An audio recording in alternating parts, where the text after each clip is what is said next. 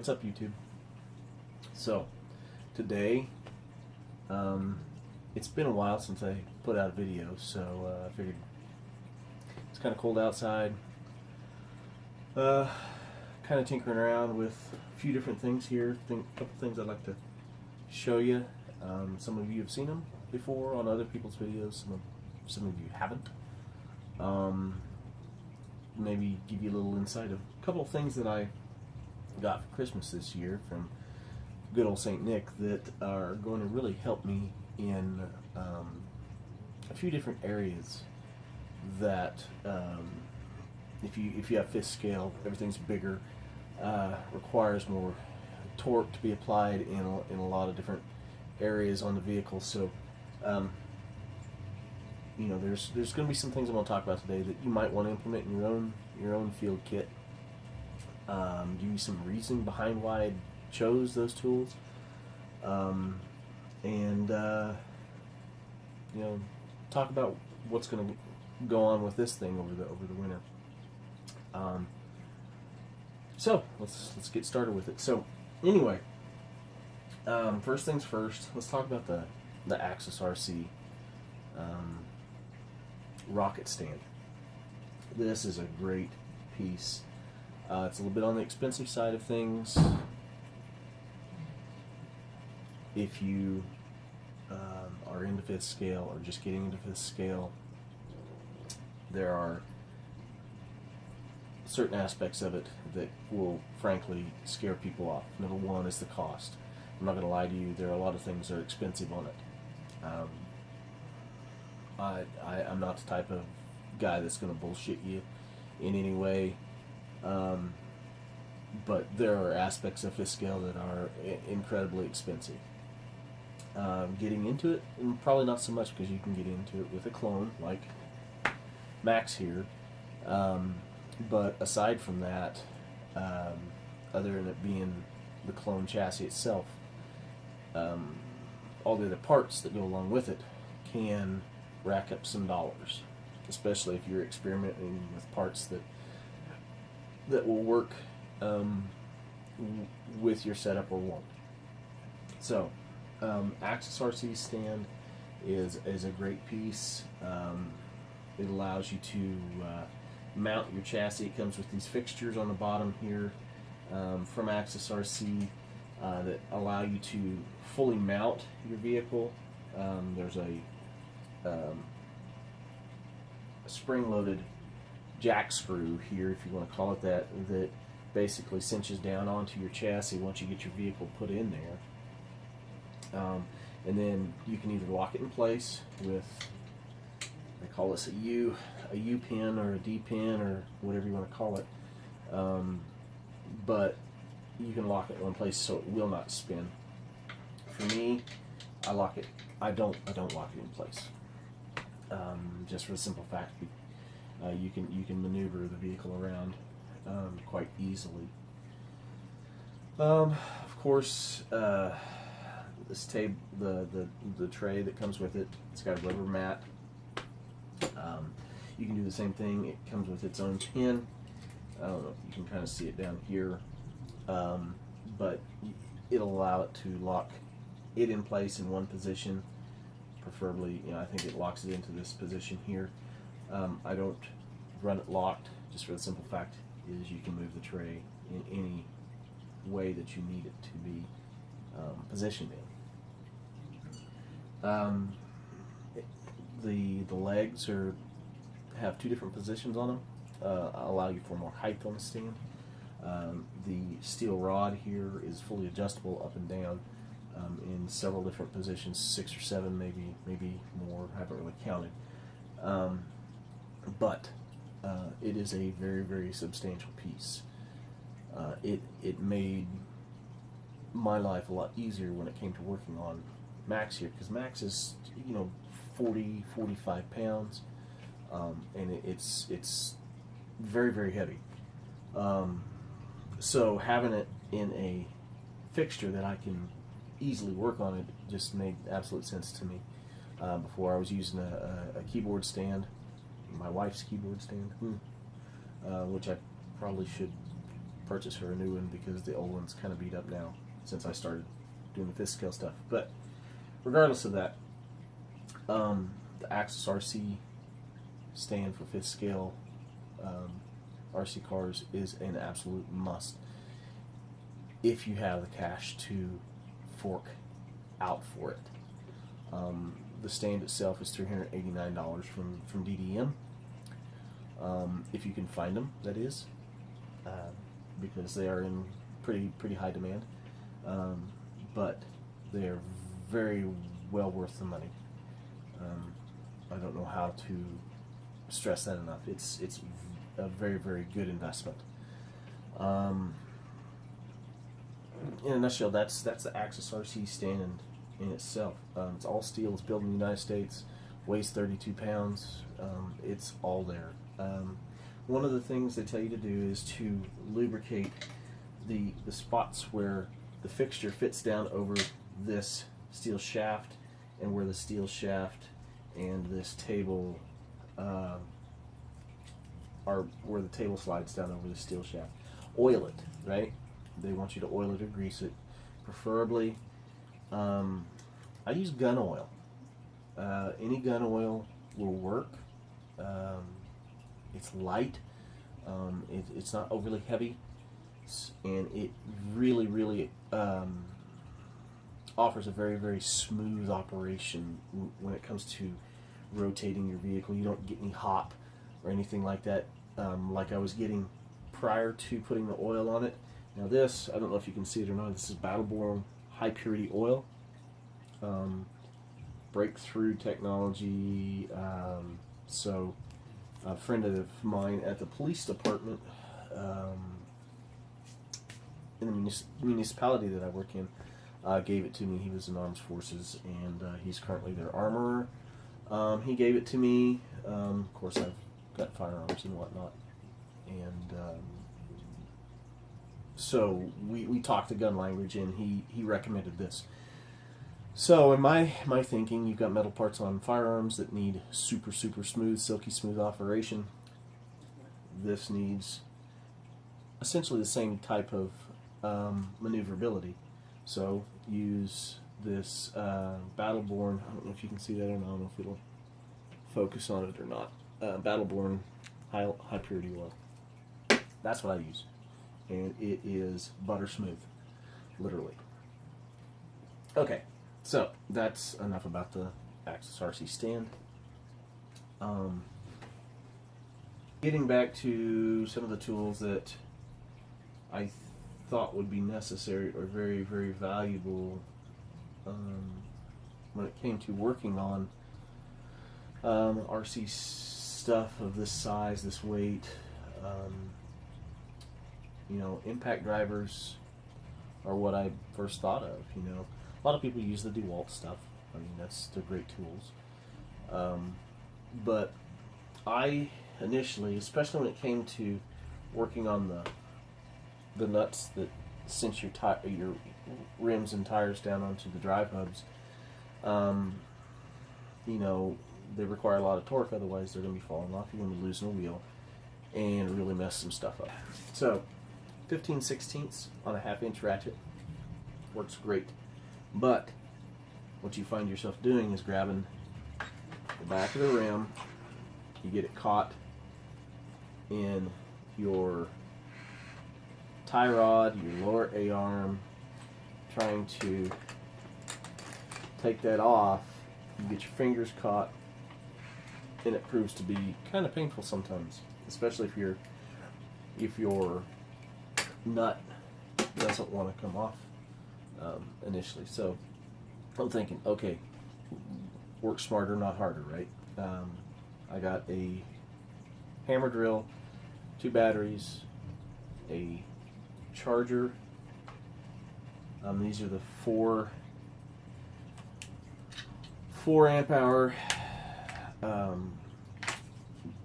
LiPo batteries, or lithium, not LiPo, they're lithium ion batteries. Hammer drill, impact driver, 2 batteries, and the charger and the case for like $279. Plus, if you did that online, or bought them through Home Depot for the Christmas season.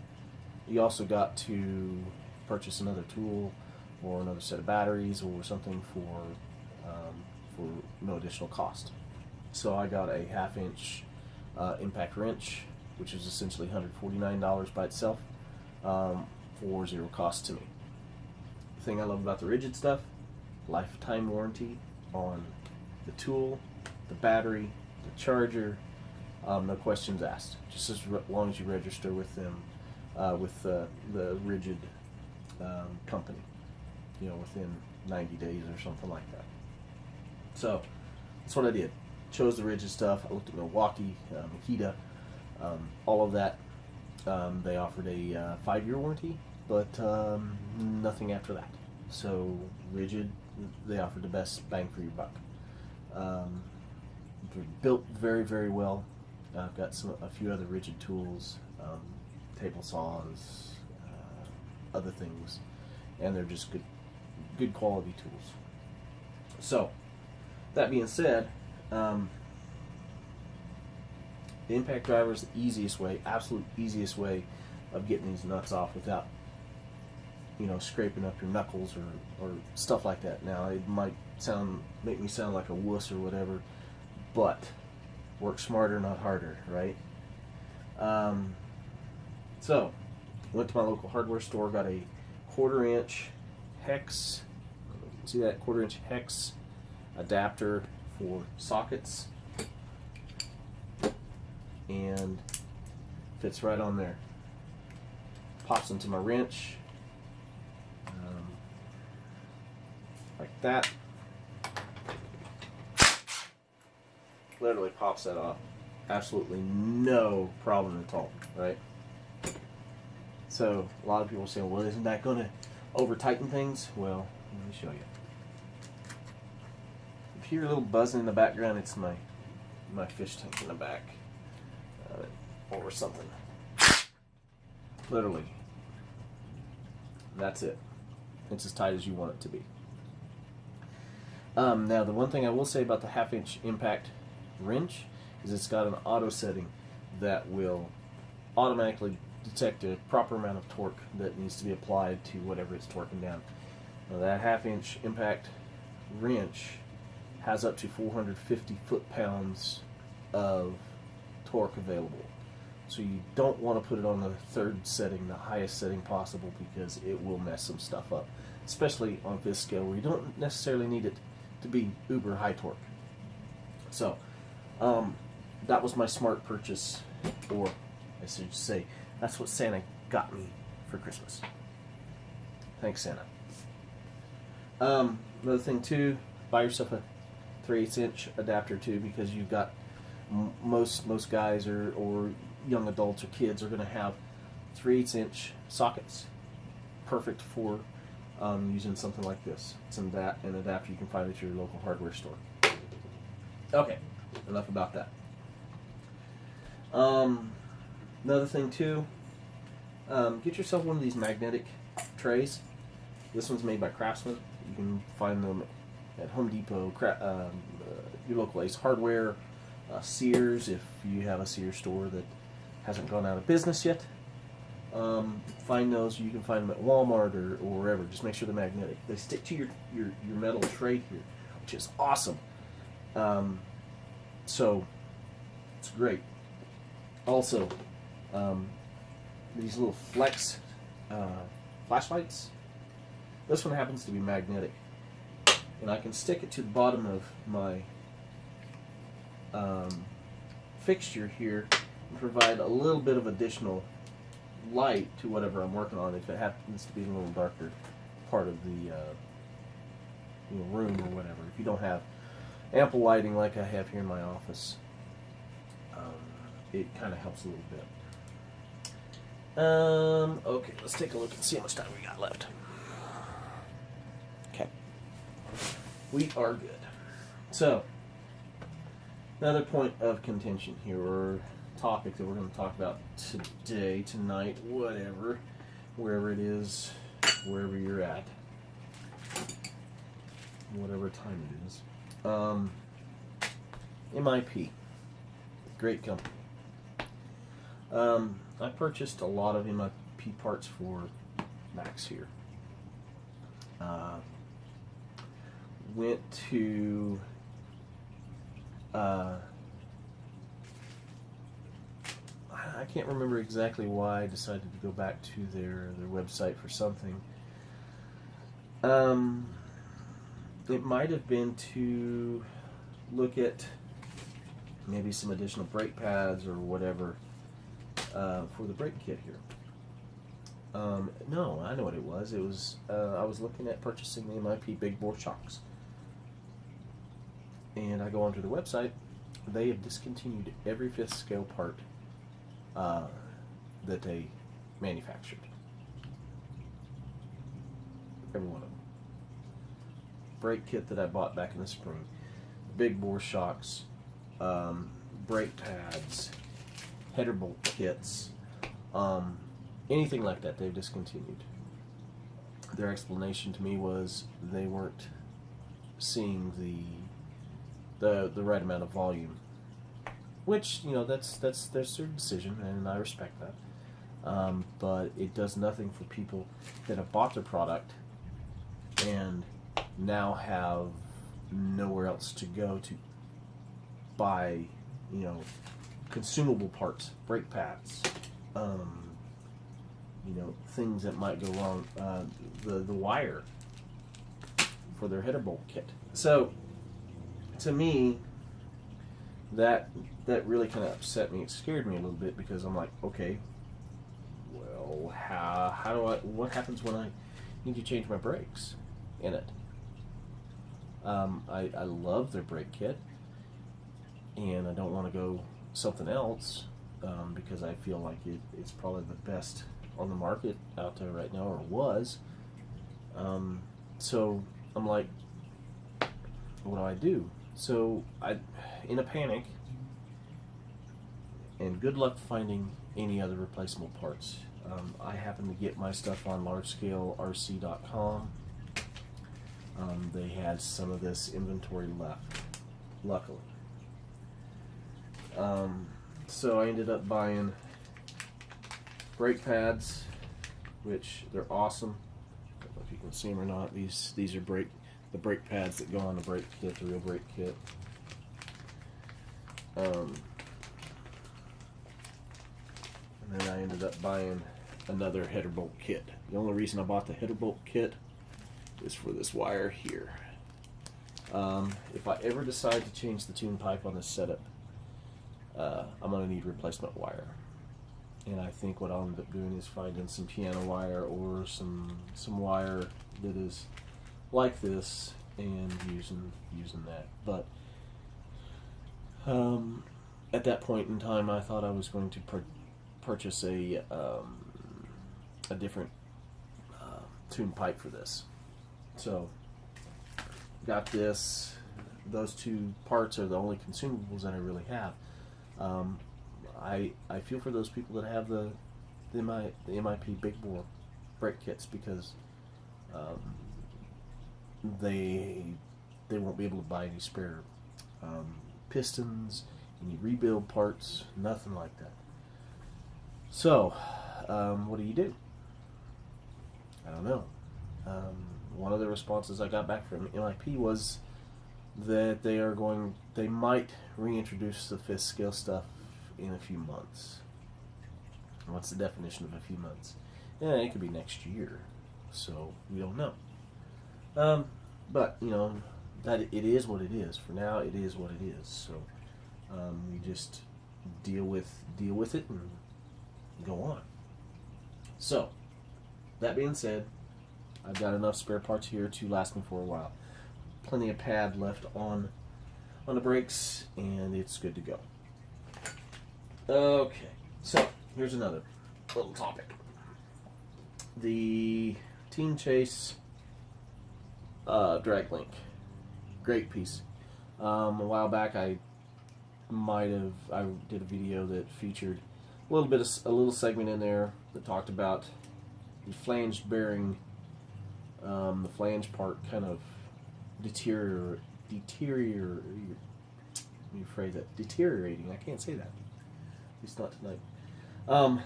So, got the parts in, fixed that, but in the midst of doing that, let me see if I can find it. The special bolts that come with, this crap out, come with the Team Chase header bolt, or the dragling header bolt. I'm talking about that too much.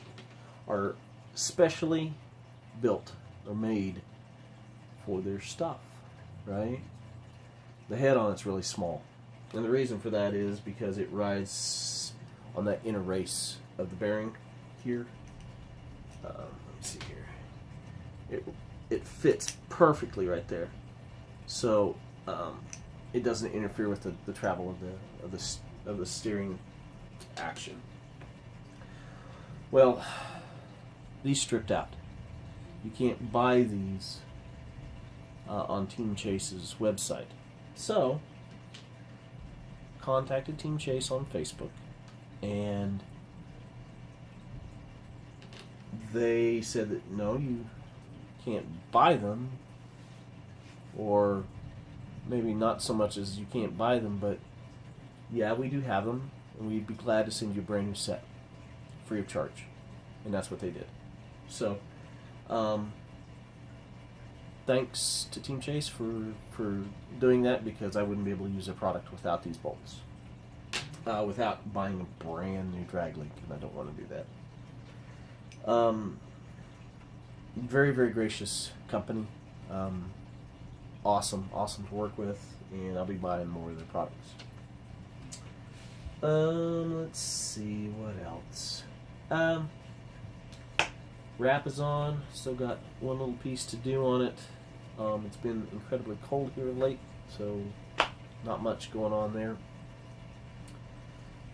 So I think with that, pretty much covered every topic that I was wanting to talk about.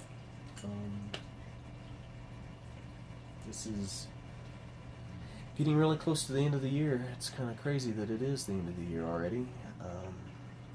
I wish everybody the safest and happiest of New Year's. If you're going out, drive safe. Please don't drink and drive.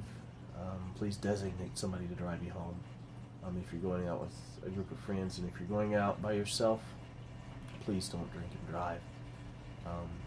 Don't put yourself or somebody else at risk. That's all I got to say about that. Have a safe and happy New Year, and we will catch you more than likely next year. Peace.